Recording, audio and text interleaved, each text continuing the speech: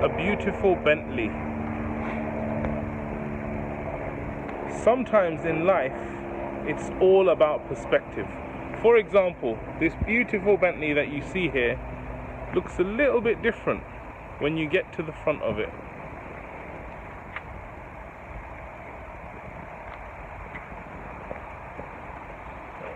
This is an important lesson for Muslim leaders, because it's not always about what you're looking at, but the way you're looking at things.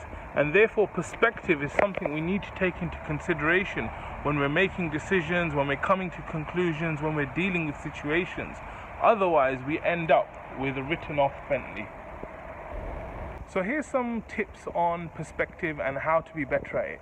The first thing is to consider your objective, right? So when I'm looking at this Bentley, if my objective is to drive it around, then it's not good for me to buy. But if my objective is just to use it for parts for my own Bentley, then in that case, it actually would be perfect. So objective is the first thing to consider. The second thing is to consider the opposite. So maybe I've come to a conclusion that this is really good and it's fine for me.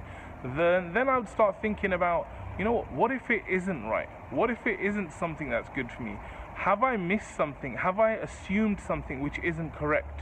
So that's another way. And then the third way is actually thinking of different people, because remember, perspective is just seeing it from different angles.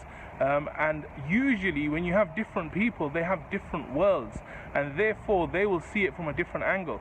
So what you can do, and this is something I do, is I think about someone who's very different to me, or maybe 2 or 3 people, and I say to myself, what would Dan do in this situation?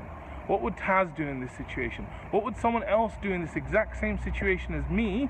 And then what that does is it forces me to think another way and get another perspective. So here's just some basic tips, and I hope they help you when you're making your own decisions and having your own perspectives and things.